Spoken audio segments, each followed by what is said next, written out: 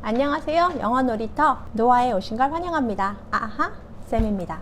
오늘은 영어 유치원에서는 도대체 뭘 하는지, 영어 유치원은 보내야 하는지, 유치원을 고를 때 어떤 걸 봐야 되는지 경험 안에서 있었던 일들을 제가 나눠드려 보려고 합니다.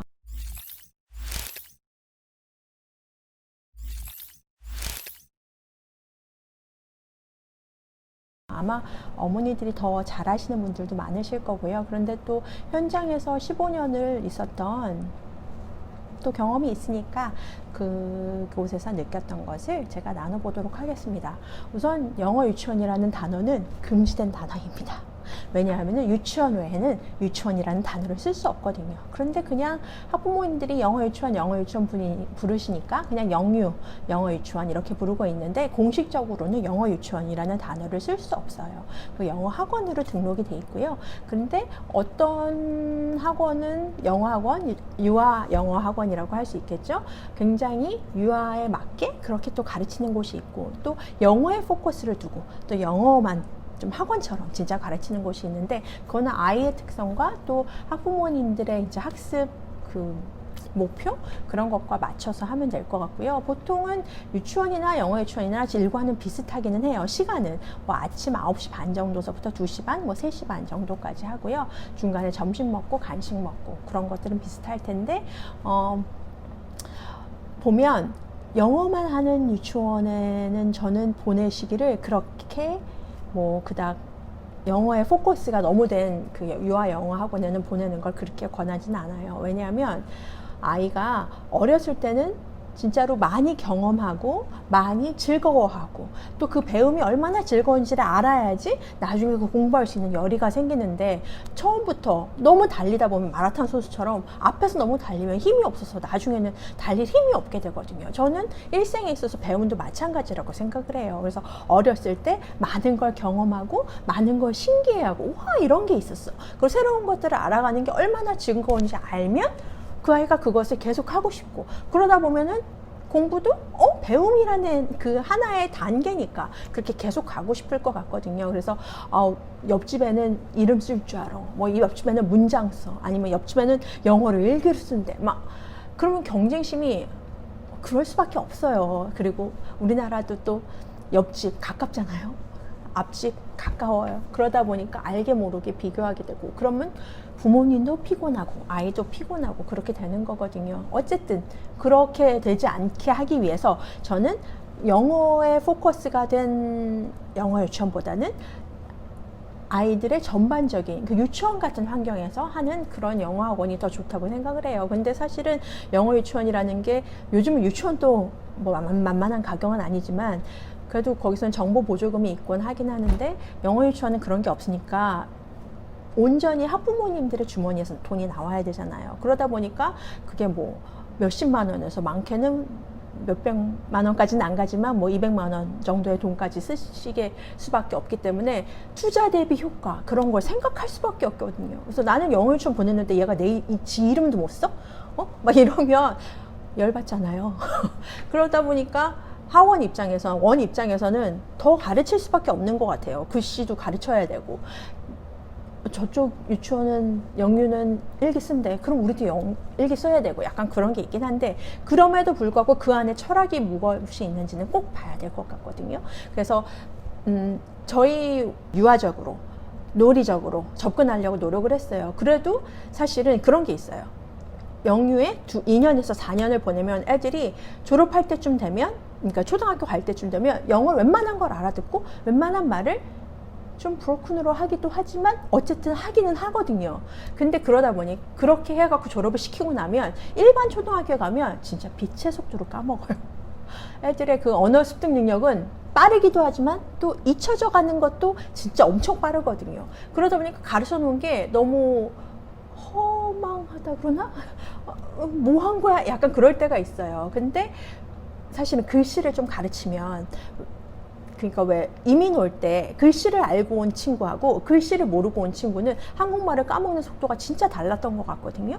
그래서 글씨를 좀 가르쳐 놓으면 나중에 그 초등학교 가서도 그 영어 까먹는 속도가 좀 느려지고 좀 그거를 유지를 하더라고요. 그래서 어쩔 수 없이 저희 원에서도 7세 때는 글씨를 좀 많이 썼었어요. 그래서 잊어버리지 않게 하기 위해서. 근데 솔직히 저 유아교육을 한 사람 입장으로서는 아이에게 글씨 쓰는 연습을 일찍부터 시키는 게 그렇게 달가운 일은 아니에요. 왜냐하면 글씨를 쓰면 글씨 쓰는데 애들이 아직 소근육이 완전 발달된 건 아닌데 글씨 쓰는데 많은 에너지를 쓰다 보면 생각하는 능력이 떨어질 수도 있거든요. 그래서 전 가장 중요한 건 생각하는 능력이에요. 그러니까 이 아이가 계속 생각할 수 있게 해주고 이 생각 주머니에 많은 걸 집어넣어 주는 게 진짜 중요한데 그런 거를 차치하고 쓰는 데만 훈련이거든요. 쓰는 건 어떻게 보면 그걸 막 하는 학원이다. 그러면 저는 그거는 아닐 수 있다고 봐요.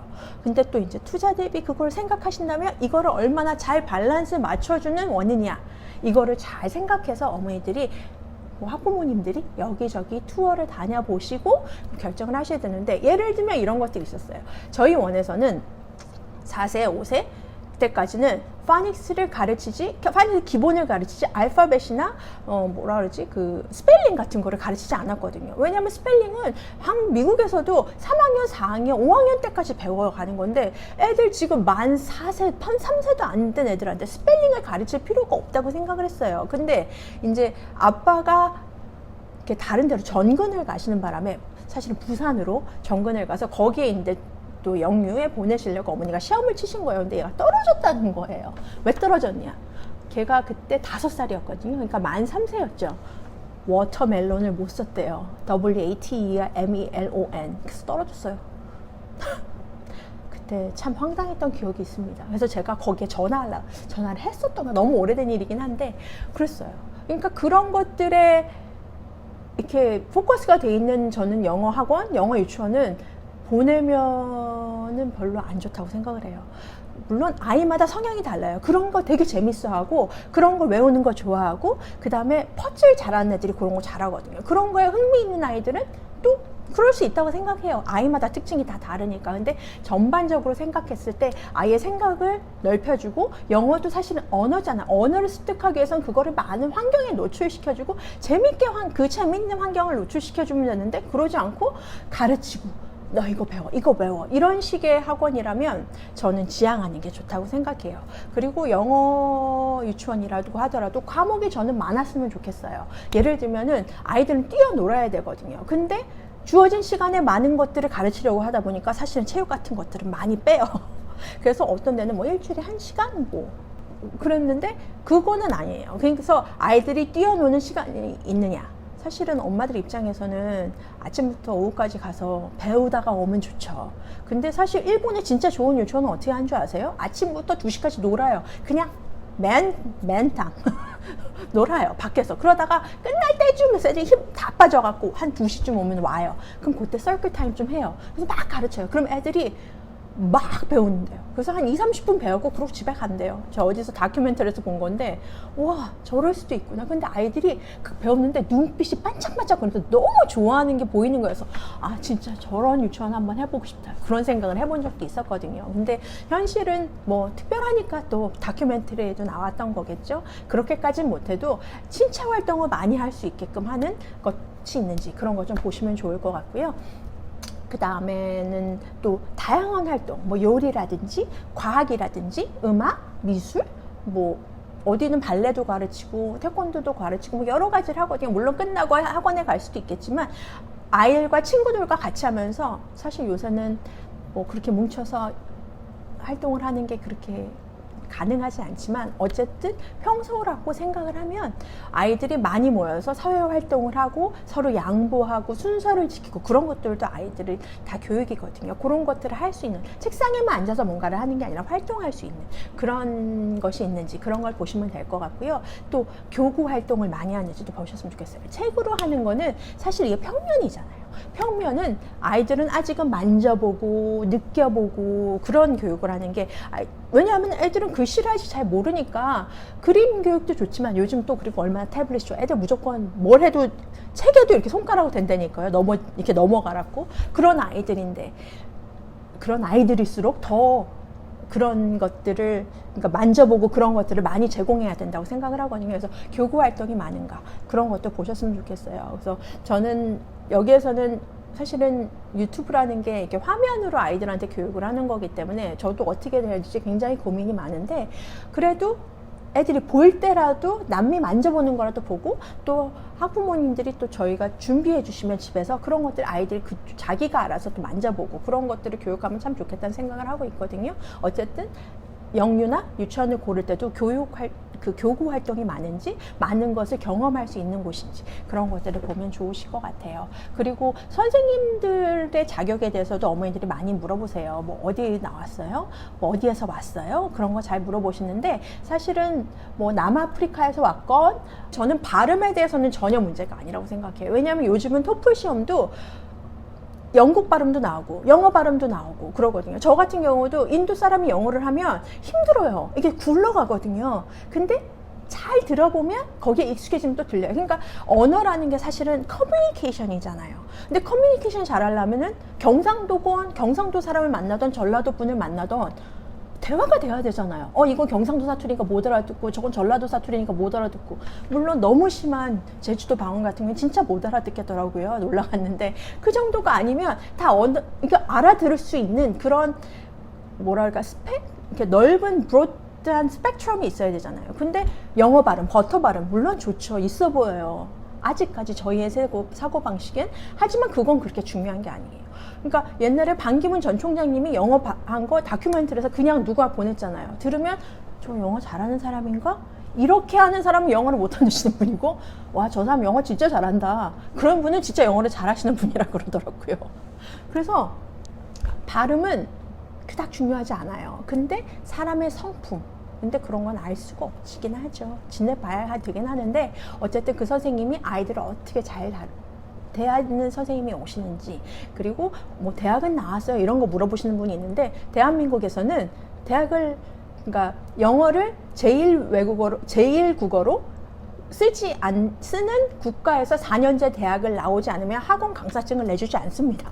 그래서 대학을 나왔는지 뭐 그런 거는 물어보시지 않으셔도 되고요. 선생님이 경험이 있는지 뭐 그 정도, 아니면 아이들을 얼마나 좋아해서 어떤 거를 경험하고 사셨는지, 그런 것들을 물어보시면 좋을 것 같아요. 사실은 1년차 선생님을 저희가 이렇게 할 때는 약간 이 선생님 처음인데 괜찮을까? 그런데 보면 아이들 뭐 베이비시팅 많이 하고 뭐 썬데이 스쿨에서 일하고 막 이런 분들이 있거든요. 이런 분들을 보면 진짜 10중 8구 되게 좋아요. 아이들을 너무 사랑해주고, 왜냐하면 처음에는 이 영어를 선생님은 계속 떠들어요. 근데 애들은 아무것도 못 알아들어요. 컬러 정도 뭐 알아듣는데, 그럼에도 불구하고 인내를 가지고 아이들한테 계속 웃으면서 다가가는 선생님은 1년 뒤에 봤을 때 애들이 진짜 영어가 많이 늘거든요. 그러니까 선생님의 성품이나 그런 것들을 그리고 오래 일하시는 선생님들이 좀 있는지, 그런 걸 보면 그 원이 어떤 성격의 원인지 아실 수 있을 것 같아요. 그리고 영유에 가면 수업이 어떻게 진행되냐? 영어 선생님이 수업을 해요. 원어민 선생님이라고 하죠. 그러면 이제 한국인 선생님들이 옆에서 파트너 선생님으로 일할 때도 있고, 그래서 같이 코티칭을 같이 가르치는 경우, 그런 원의 특징도 있고, 아니면 그냥 아이들 밥 먹을 때나 좀 도와주고, 뭐 화장실 갈 때 도와주고, 그렇게 보조교사로 들어가시는 그런 원도 있고, 그거는 이제 원마다 특징이 다르고요. 또 뭐 10명 이하로 들어가는 데가 있고 10명 이상으로 들어가는 데도 있고 뭐 20명 들어가는 데도 있고, 그래서 그런 거는 이제 아이의 특징에 맞게, 내 아이가 특별한 케어를 너무 원하는 애다, 그래야지 얘는 좀 뭘 하는 애다, 그러면은 원의 그 인원이 좀 적은 데를 고르시면 될 것 같고요. 내 아이는 좀 수줍어하지만 많은 친구를 만나고, 그래서 아이들을 보면서, 솔직히 선생님한테만 배우는 건 아니거든요. 친구들을 보면서 배우는 것도 되게 많아요. 그래서 친구들을 많이 만나올 수 있는 곳인가? 그러면 좀 교실 사이즈가 그러니까 아이들의 인원이 좀 큰 데를 고르셔도 될 것 같고요. 그래서 그런 거 정도 보고, 그 다음에 뭐 사실은 환경도 보시는 게 좋죠. 너무 학원처럼 딱 해갖고 여기만 딱 가르치고 뭐 그런 원은 사실은 아이들도 힘들고, 근데 사실은 인간은 적응의 동물이라 적응해요. 조그만 교실에 가둬놓으면 조그만 교실에서. 하지만 그거가 우리가 아이들을 가르치려고 하는 그런 방법은 아니잖아요. 그래서 그거보다는 좀 환경이 좋은데, 그런데 고르시면 될 것 같습니다. 그래서 영어 유치원에서 뭐 하냐? 비슷해요. 근데 영어 주로 많이 하고요. 모든 걸 영어로 가르치는 거고, 그 다음에 어떤 걸 하느냐? 제가 수업에서 좀 이따가는 아니고 다른 이렇게 채널 돌려보시면 어떤 수업을 하는지 조금씩은 제가 한번 해보려고 노력을 할 거예요. 그러면 그거 보시고 저런 거 하는구나. 아침에 서클 타임 하고, 그 다음에 파닉스는 저렇게 가르치는 데도 있고 저처럼 가르치지 않는 데도 있을 거예요. 방법은 다 다르니까. 그리고 뭐 음악 하는 데도 있고 음악을 뭐 중심으로 하는 데도 있을 거고, 그다음에 이야기 뭐 동화책을 어떻게 전달해 주느냐, 그다음에 뭐 체육도 얼만큼 하느냐에 또 다르겠지만 체육도 하고 음악도 하고 체육도 하고 미술도 하고, 그래서 그런 다양한 활동들이 얼마나 많은지 좀 체크해 보시고, 영어, 미술, 영어, 음악 뭐 이런 거는 저는 아닌 것 같아요. 왜냐하면 아이들이 영어를 배우는 게 아니라 노래하면서 영어 배우고, 그림 그리면서 컬러 배우고, 그다음에 체육하면서 running, jumping, galloping 뭐 그러면서 영어 배우는 거잖아요, 환경에. 그래서 저는 환경이 영어라면 굳이 영어 책으로 하는 거 아니라도 아이들은 충분히 배울 수 있으니까 저는 그렇게 해서 배우시면 되지 않을까? 물론 되게 빡세게 아이들을 가르치고 싶어 하시는 부모님들이 계시는데, 그럴 경우에는 저의 이런 철학과 조금 맞지 않을 수도 있는데, 그럼에도 불구하고 아이들을 행복하게 키우시고 싶은 마음은 똑같을 테니까 이런 것들을 잘 살펴보셔서 우리 아이한테 맞는 원을 고르시면 될 것 같습니다. 그냥 앞뒤 서두 없는 영어 유치원에 관한 만담을 한번 풀어봤습니다. 조금이라도 도움이 되셨으면 좋겠고요. 궁금하신 점 있으면 써주시면 제가 힘 닿는 데까지 댓글을 한번 달아보도록 하겠습니다. 저도 유튜브가 그닥 익숙하진 않아서, 하지만 여러분들하고 소통하고 많은 이렇게 유익한 정보가 있다면 나눠드리고 싶어서 시작한 거니까요. 많이 달아주세요. 있으시면. 감사합니다. 아하 하시는 부분이 있었나요? 아하 쌤이었습니다. 빠이.